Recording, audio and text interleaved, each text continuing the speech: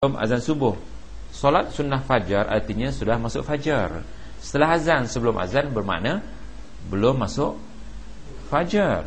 Solat sunnah fajar artinya setelah waktu azan. Kalau di negeri kita ada apa panggil tahrim begitulah. Cuba tutup sikit, dia bergaung. Ya. Kalau kita nak sembahyang sunat fajar setelah azan, sebelum azan tidak boleh. Kalau sebelum azan itu qiyamul lail, kita boleh lakukan qiyamul lail, sembahyang tahajud.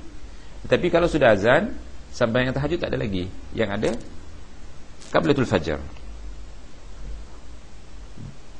Di dalam kitab Nailul Awtar jilid pertama, ini San'ani penulisnya, Aisyah radhiyallahu anha mengatakan Rasulullah SAW apabila telah melaksanakan solat 2 rakaat fajar, beliau berbaring pada pinggang kanannya, bukan pinggang, rusuk kanannya. Dia berbaring. Muttafaq alaih. Bolehkah ustaz terangkan? Dia begini, tuan-tuan, puan-puan yang bertanya, Rasulullah SAW ni bangunnya bila? Tengah-tengah malam dia bangun. Apa dibuat? Sembahyang panjang. Panjang betul solatnya. Membaca bil mi'ina, yaqra'una bil mi'in, dalam hadis Aisyah radhiyallahu anha. Dia baca ratusan ayat. Surah Baqarah habis. Makanya lepas sembahyang subuh dia ambil kesempatan sikit untuk rehat. Maka dia baring. Betul-betul baring. Itu sunnah. Tapi di negeri kita tak tahu siapa yang buat seperti itu. Dan kalau baring, dia miring ke sebelah kanan.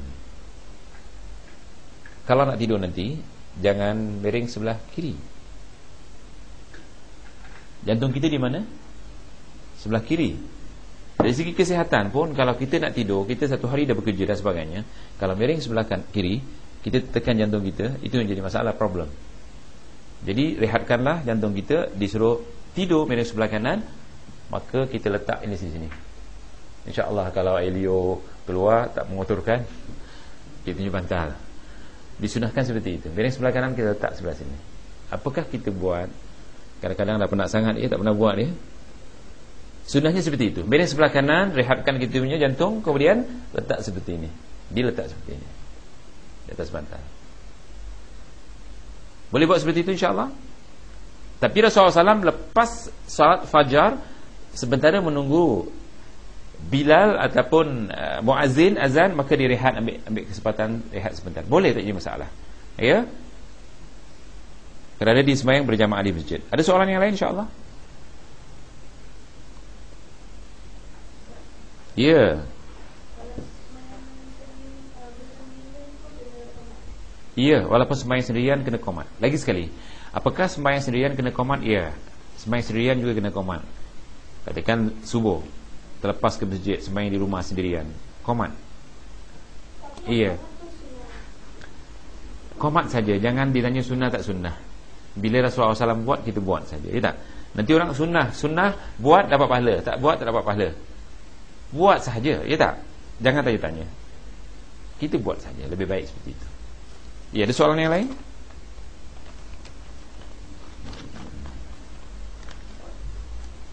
Kalau ada soalan, muslimah ada soalan? Ingin ana nak umumkan, pada 17 hari bulan Jun, kita ada kursus mandi mayat. Jangkanya di mana? Di Yunus, di Jalan Yunus, nombor rumah 84. Saya berusaha untuk adakan kursus ini untuk membantu jamaah supaya bila keluarga kita mati atau meninggal, biarlah kita yang urus. Biarlah kita yang urus. Dan saya syorkan supaya kita bawa anak-anak kita, supaya bila kita mati, anak kita yang urus. Pengalaman saya, tuan-tuan, bila bapak saya meninggal, ialah mak saya meninggal, saya tak boleh buat apa-apa lah, sebab ibu saya kan. Bapak saya meninggal, memang terasa. Pada masa itu ya, masa kita cuci tangannya, baru kita terasa tangan ni lah yang membelai kita sampai kita besar.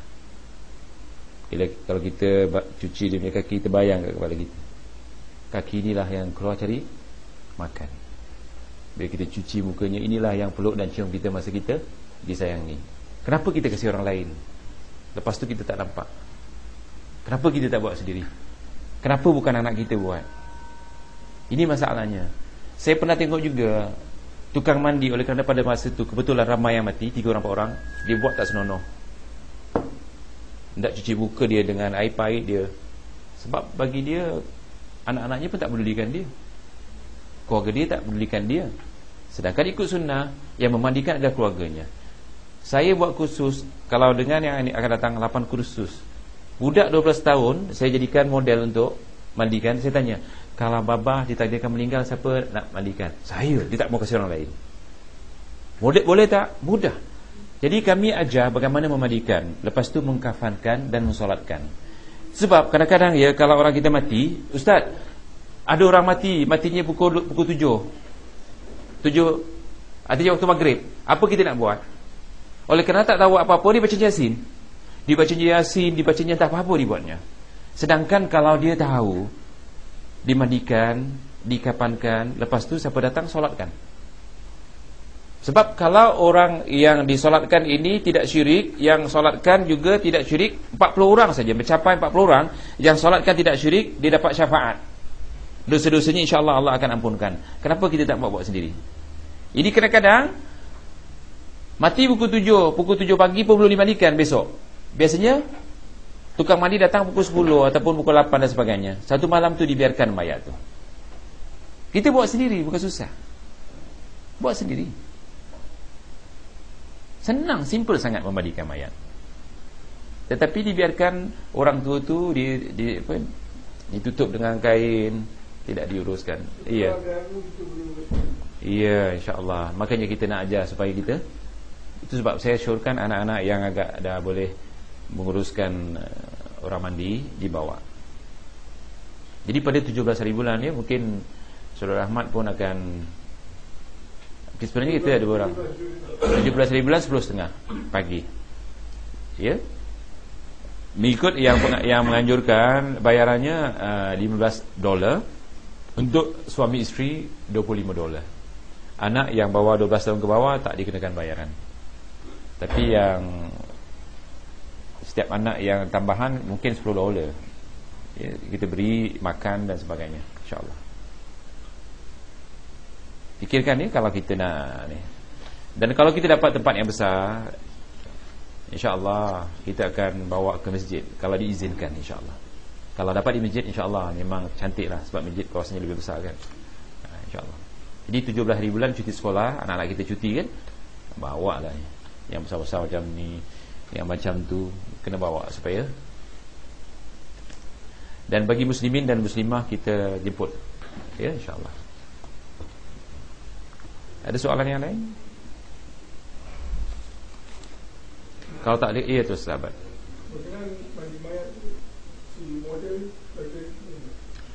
Kita ambil laki-laki saja. Sebab perempuan kalau nak buat tak elok ya, kita tengok. Walaupun budak.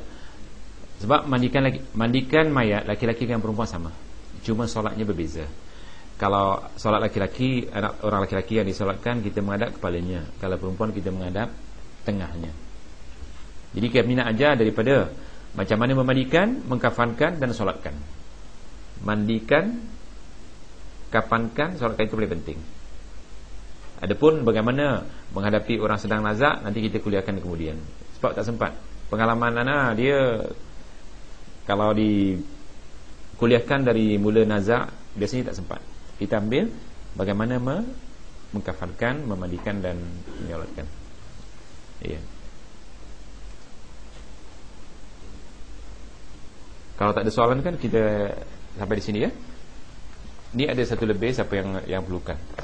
Saya sudahi aqulu qauli hadza astaghfirullah li wa lakum wa sallallahu ala Muhammadin wa ala alihi wa sahbihi wa sallam. Subhanakallahumma wa bihamdika asyhadu an la ilaha illa anta astaghfiruka wa atubu ilaik. Wallahu a'lam. Wassalamu alaikum warahmatullahi wabarakatuh.